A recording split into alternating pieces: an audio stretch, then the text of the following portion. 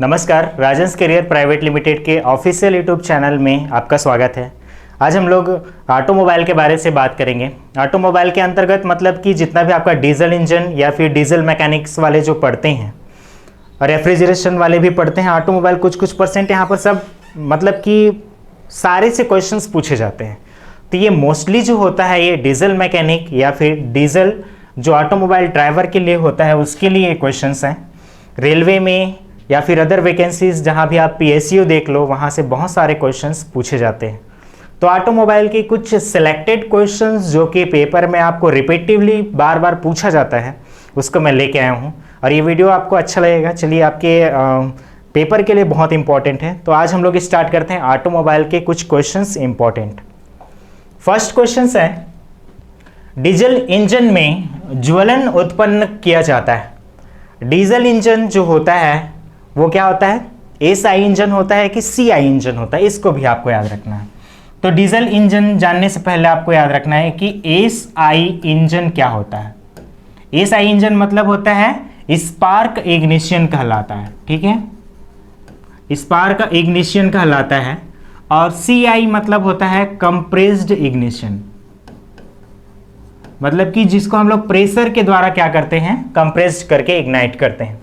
तो diesel engine किसके अंतर्गत आता है, CI इंजन के अंतर्गत आता है। तो CI इंजन जो होता है वो CI मतलब कि कंप्रेस्ड इग्निशन इंजन, मतलब कि वो कंप्रेशन के द्वारा क्या करेगा, उसमें ज्वलन उत्पन्न करेगा। क्लियर है।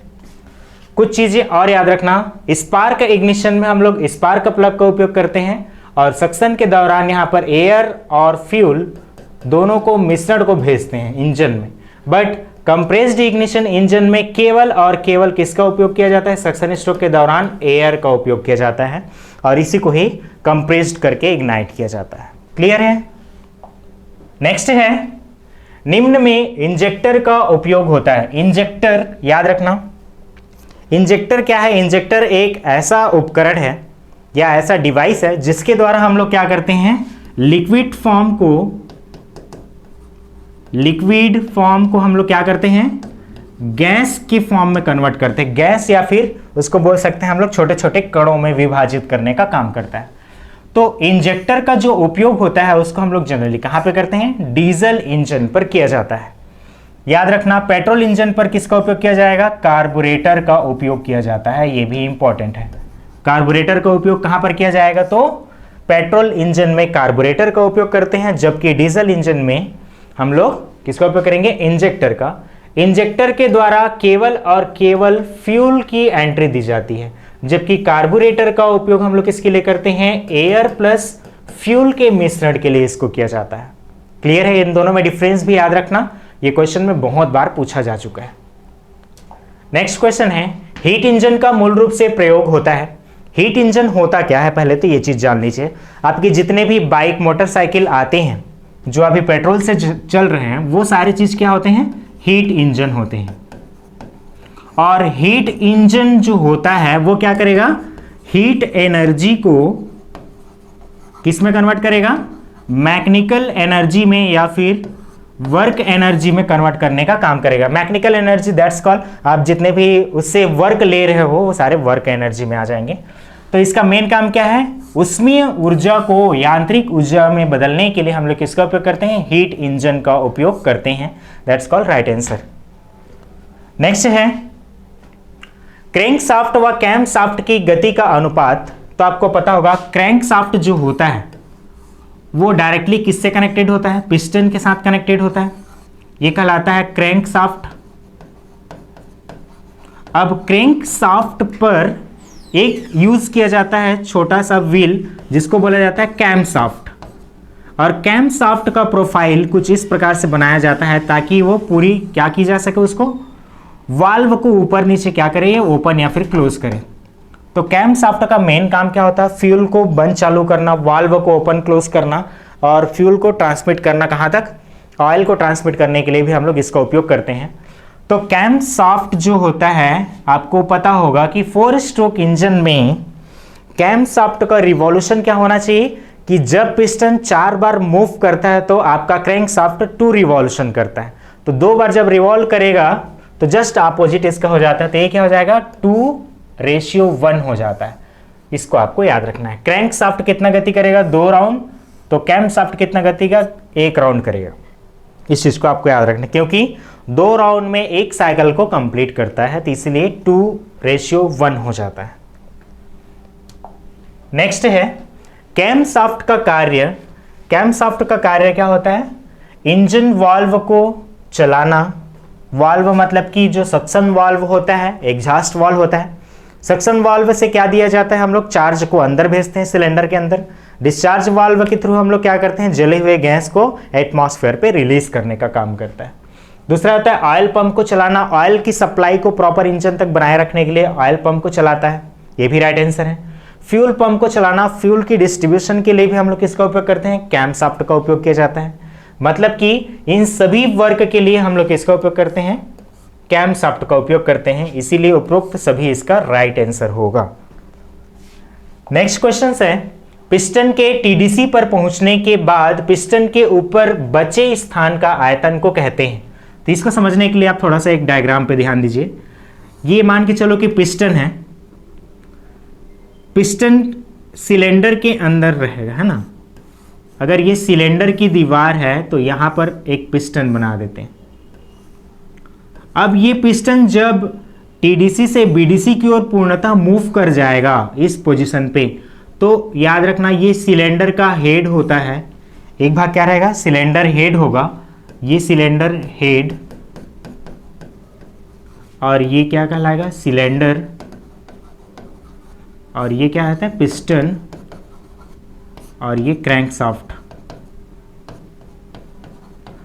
अब देखो, जब पिस्टन टीडीसी से बीडीसी की ओर मूव करता है तो टीडीसी मतलब होता है टॉप डेड सेंटर और बीडीसी मतलब होता है बॉटम डेड सेंटर।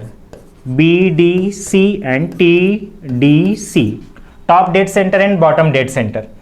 तो जब पिस्टन ऊपर से नीचे की ओर आता है, टॉप डेड से बॉटम डेड की ओर आता है, तो वो क्या करता है? फ्यूल को एंट्री देता है। और जब पिस्टन बीडीसी से टीडीसी की ओर मूव करता है तो वो क्या करता है? फ्यूल को कंप्रेस करता है या फिर पावर स्ट्रोक को जनरेट करता है, या कंप्रेस करेगा फ्यूल को, है ना। तो उस समय क्या होता है? यहां पर कुछ एरिया में बच जाता है, क्लियरेंस बचता है। ये वाला एरिया क्या कहलाएगा? क्लियरेंस जोन कहलाएगा। तो ये क्लियरेंस जो होता है ये क्या कहलाता है? आपका क्लियरेंस वॉल्यूम के नाम से जाना जाता है।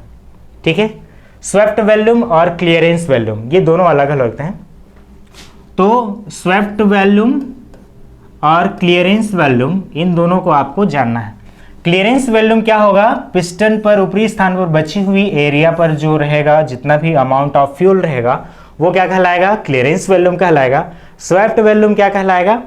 पिस्टन जब टीडीसी से बीडीसी की ओर कंप्लीटली पूरा बीडीसी पर आता है तो जितना उसके द्वारा फ्यूल की एंट्री होती है वो कहलाती है स्वेप्ट वॉल्यूम कहलाती है। तो उसको भी आपको याद रखना है। नेक्स्ट है, 2 स्ट्रोक इंजन के प्रथम स्ट्रोक में होते हैं। अब 2 स्ट्रोक इंजन में आपको पता होगा कि 2 स्ट्रोक इंजन जो है एक ही साइकिल में अपना पूरा कंप्लीट कर लेता है। एक साइकिल मींस 2 स्ट्रोक जब 1 रिवॉल्यूशन कंप्लीट करता है तो 1 रिवॉल्यूशन कंप्लीट करेगा तो इसी में ही वो suction, compression, exhaust and power stroke की जनरेशन की जाती है। तो वो एक क्या होगा? एक ही सिंगल राउंड में सारे चीज हो जा रहे हैं। तो इसका क्या होता है? सक्शन एंड कंप्रेशन स्ट्रोक जो है एक ही बार में कंप्लीट करता है। फर्स्ट स्ट्रोक में क्या करेगा? सक्शन एंड कंप्रेशन, फ्यूल की एंट्री भी होगी और उसकी कंप्रेशन भी होगी। तो इसको याद रखना। नेक्स्ट है, आईसी इंजन का तात्पर्य क्या है? आईसी इंजन मीन्स होता है इंटरनल कंबशन इंजन। आईसी मतलब इंटरनल कंबशन इंजन होता है, तो अंतर्दहन इंजन। ठीक है, इंटरनल कंबशन इंजन होता है। क्लियर? नेक्स्ट क्वेश्चन है, पेट्रोल इंजन कार्य करता है। पेट्रोल इंजन कौन से वर्क पर कार्य करता है, कौन से साइकिल पर वर्क करता है? तो ये करता है ऑटो साइकिल पर। इसको याद रखना, ऑटो साइकिल पर वर्क करता है। इसका राइट आंसर क्या आएगा? पेट्रोल इंजन ऑटो साइकिल पर वर्क करता है, जबकि डीजल इंजन जो है डीजल साइकिल पर वर्क करता है। इसमें कांस्टेंट वॉल्यूम, उसमें कांस्टेंट प्रेशर वर्क होता है। ठीक है, इस चीज को भी याद रखना है। नेक्स्ट है किसी पेट्रोल की ऊष्मीय दक्षता लगभग कितनी होती है। तो पेट्रोल की ऊष्मीय दक्षता होता है 29 टू 30 डिग्री, 29 टू 30% सॉरी। तो इसको आपको याद रखना है। बाकी 70% आपका पूरा हीट लॉस चला जाता है। इसीलिए पेट्रोल इंजन जो है ज़्यादा दक्ष ही नहीं होता, डीजल इंजन जो है ज़्यादा दक्ष होता है। ठीक है फ्रेंड्स, तो ये वीडियो आपको कैसा लगा जरूर आप कमेंट्स करके बताइए। यदि कोई भी क्वेश्चंस में अगर डाउट हुआ होगा तो आप उसमें कमेंट्स कर दीजिएगा, उसका जवाब हम जरूर देंगे। साथ ही साथ ये वीडियो अगर आपको अच्छा लगा होगा तो लाइक, शेयर एंड कमेंट्स करना बिल्कुल मत भूलिएगा और अपने फ्रेंड्स के पास शेयर करना बिल्कुल मत भूलिएगा। चलिए मिलते हैं नेक्स्ट वीडियो में, तब तक के लिए thanks and thanks for watching this video.